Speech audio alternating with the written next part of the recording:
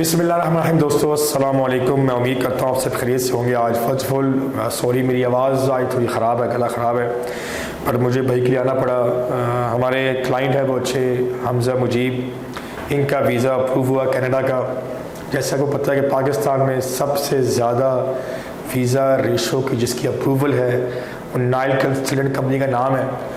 वो कंपनी पाकिस्तान में सबसे ज़्यादा इसके वीज़ा अप्रूव हुआ। फ्रेश पासपोर्ट पर रिजेक्शन के ऊपर हमारे वीज़ा अप्रूव हुए। मुझे हमजा साहब ओमान में जॉब करते हैं, वर्क परमिट लगा हुआ है इनका ओमान से, इनका वीज़ा वहीं से अप्लाई हुआ, वहीं से अप्रूव हुआ। जैसे मैं कहता हूँ कि नाइल की सर्विसेज पूरे पाकिस्तान में है और पाकिस्तान से बाहर भी है। आपने देखा होगा हमारे ओमान, दुबई, सऊदीया, Kuwait, Muscat, Qatar, Australia, Malaysia, तुर्की से हमारे अप्रूवल हुए क्लाइंट के। मुझसे ये भी खुश नसीब है, इनसे डिटेल जानते हैं। सर कैसे हैं आप? अल्हम्दुलिल्लाह खैरियत से हैं। सर तारफ़ कराएं, कहाँ से बिलोंग करते हैं? सर मैं बिहाड़ी से बिलोंग करता हूँ और आपके पास आया था पहली दफ़ा। नाम बताएं। नाम हमजा मेरा नाम सर। अच्छा, आप बताएं ये नाइल कंसल्टेंट को कहाँ से निकाला आपने? सर मैंने पहले इसकी फेसबुक पे 2 महीने मंथ एक रिसर्च की थी आप पे, क्योंकि जिस तरह के आपके आंसर थे और आपने जो डिटेल दी हुई थी कि आप पहले एक्स वीज़ा ऑफिसर भी रह चुके हैं, काम कर चुके हैं इस चीज़ पे। दैन मैंने वो रिसर्च की, फिर आपकी जो कुछ बातें वो अट्रैक्टिव लगी और वो लगी कि हाँ इस बंदे से अप्लाई करना चाहिए। दैन फिर मैंने आपसे अप्लाई किया। जब अप्लाई करने से पहले मशवरा तो किया होगा दोस्तों से आप? बिल्कुल, बहुत लोगों से मशवरा किया, कोई मान ही ना, कहते नहीं लग। नेगेटिव ज़्यादा था? बिल्कुल नेगेटिव लोग ज़्यादा हैं। वो कहते हैं जिस एक माइंड सेटअप बना हुआ है कि 40-50 लाख 70 लाख होना चाहिए, देन आपका वीज़ा लग सकता है। अदरवाइज अगर 1-2 लाख की बात करो तो कहते हैं नहीं लग सकता आपका वीज़ा। तो आपने उनको टुकरा कर आपने अप्लाई किया? जारी बात, मैंने फिर रिस्क उठाया। रिस्क हर काम में उठाना पड़ता है। मैंने रिस्क लिया। मैं था, मेरे साथ 2 फ्रेंड थे, उन्होंने फिर अप्लाई किया आपके पास। दैन मेरा वीज़ा इंशाल्लाह अप्रूव हो गया।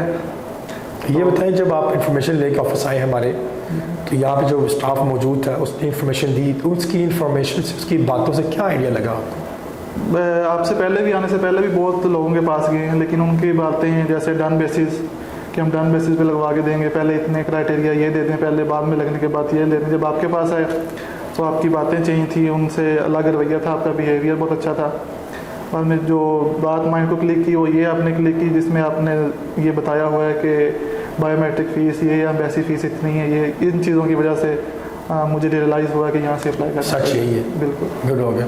आपकी हमारे स्टाफ ने गाइड किया, डॉक्यूमेंट बताए। डॉक्यूमेंट आपके थे, हमारे डॉक्यूमेंट जो फाइल प्रिपरेशन थी वो आपने की है। जो मेरे डॉक्यूमेंट थे वो बैंक स्टेटमेंट थी और उसमें जो मेरा कंपनी का NTN नंबर जो कवर लेटर वगैरह था वो मेरा था, सैलरी स्लिप वगैरह बाकी आपका। जब आपका अप्लाई हमने कर दिया, बायोमेट्रिक हुए, इस दौरान कोई मुश्किल पेश आई? नहीं, कुछ मुश्किल नहीं पेश आई। हालांकि जब मैंने अप्लाई कर दिया मेरे बायोमेट्रिक 2 या 3 दिन बाद मुझे अपॉइंटमेंट मिल गई थी बायोमेट्रिक की, तो मैं वापस चले गया। तो वहाँ पे एक फ्रेंड था, तो उसने बोला कि मैं अप्लाई करवाता हूँ, 30 लाख में मुझे डन बेस मिल रहा है आपको, तो जब बायो होंगे सब क्लियर हो जाएगा। कहता मैंने अप्लाई किया हुआ है। मैंने दैन उससे ये बात की कि मेरा तो बायो 2 दिन बाद ही हो गया था, तो 30 लाख किस चीज़ आप कह रहे हो?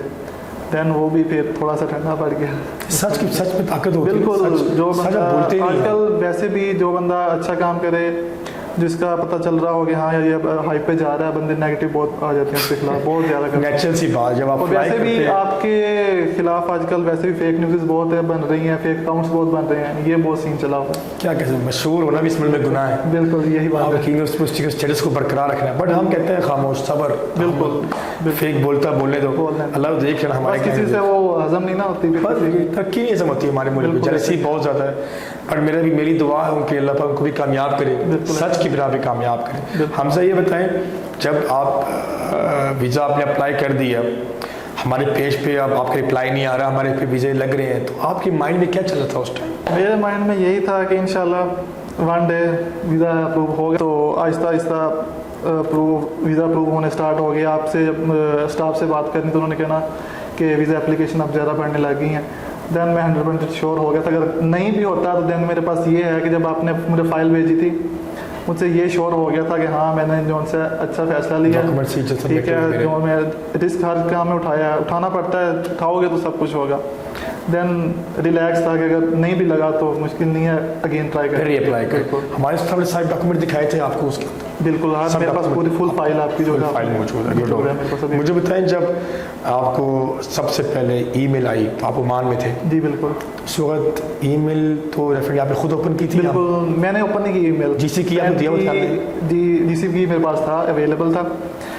फ्रेंड जो जिसने मेरे साथ अप्लाई किया था पहले, उसने मुझे अपना सेंड किया मेल, कहता यार ओपन करो, मैंने उसका ओपन किया, देन उसका रिजेक्शन थी। तो तकरीबन 1 घंटे बाद मेरी मेल आ गई, मैंने कहा आप मेरा ओपन करो। देन उसमें फिर जब उसने ओपन करके मुझे सेंड किया तो वो पासपोर्ट रिक्वेस्ट लेटर था। क्या तासुरात थे उस टाइम आपके? मैं उस टाइम ओमान में 12:30 बज रहे थे, रात के? बिल्कुल रात थी, तो सोने का टाइम था। बस एक अचानक यहाँ खोली और खुशी महसूस हुई है। फिर मैंने फ्रेंड्स को बताया जो मुझे रोक रहे थे, जिन्होंने मुझे यहाँ तक के इस्लामाबाद से उन्होंने ये पता करवा दिया कि लाख में वीज़ा नहीं लग रहा, नाइल वाले फ्रॉड कर रहे हैं। देन जब मेरा वीज़ा हुआ अगले दिन ही मैंने उन्हें कॉल की, मैंने कहा भाई मेरा वीज़ा अप्रूव हो गया। तो ये दिखाई नहीं लाख में किस तरह वीज़ा लग गया? अभी लास्ट में मैंने दिखाया, वो मानी ही नहीं, अभी भी कह रही हैं। अभी कल मेरे पास लड़का आया, एक फ्रेंड आया मेरा, उसको मैंने बताया मेरा वीज़ा अप्रूव हो गया, कहता नहीं 30 से 40 लाख एक दोस्त है वो उसने किया।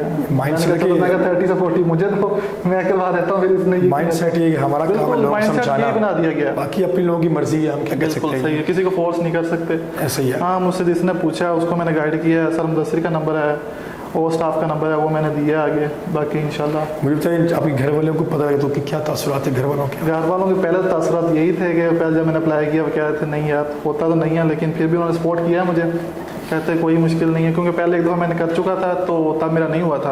आपका रिजेक्शन भी आपकी? बिल्कुल रिजेक्शन वो तब मैंने रिजेक्टेड केस है पहले, रिजेक्शन हमसे किसी और से? वो सिर्फ उन्होंने यही कहा था कि डन बेस पे है, कोई उन्होंने मुझे डॉक्यूमेंट्स नहीं दिए, कोई कुछ नहीं दिया उन्होंने मुझे। रिजेक्शन हमसे हुई किसी और से हुई है? किसी और से हुई है। आपसे तो मेरा जो फर्स्ट ही वो वीज़ा मेरा, मतलब कहने के इनका पहले वीज़ा अप्लाई किसी ने किया था, उसकी रिजेक्ट हो गया था इनका, हमने फिर रीअप्लाई किया, वीज़ा इनका अप्रूव हो गया, ठीक हो गया। उसके बाद अच्छा आगे फिर जब पेरेंट्स को मैं ओमान में था, जब उन्होंने बताया तो काफ़ी खुश हुए, कहते हैं हमें तो यकीन ही नहीं आ रहा। फिर मैंने उन्हें पासपोर्ट की पिक्स भेजी, देन वो फिर कहते चलो अच्छी बात है। फिर मैंने वहाँ से अपना प्रोसेस स्टार्ट किया बाकी।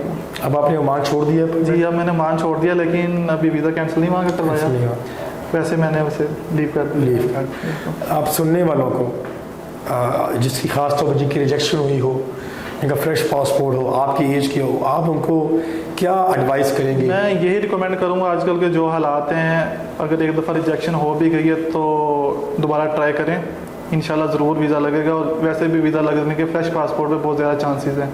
और रिकमेंड करूँगा मैं नाइल कंसल्टेंट को, जो भी मेरा फ्रेंड मिलता है, जो भी वो कहता है किसी कंसल्टेंट का कहता है, मैं तो उन्हें सिर्फ नाइल कंसल्टेंट का रिकमेंड करता हूँ, क्योंकि मेरा वीज़ा यहाँ से अप्रूव हुआ है और मुझे स्टाफ बिल्कुल अच्छा लगा, डॉक्यूमेंटेशन एवरीथिंग इनकी ओके। मैं हमजा का मशकूर हूँ जी, ओमान स्पेशल आया आज हमारे पास इंटरव्यू देने के लिए, और मेरी दुआ है जिन लोगों ने वीज़ा अप्लाई किया हो, ख्वाह हमारे थ्रू किया हो, ख्वाह खुद से किया हो या किसी और भी कंसल्टेंट के थ्रू किया हो, अल्लाह पाक सबको ऐसे ही कामयाबी अता फरमाए। Thank you.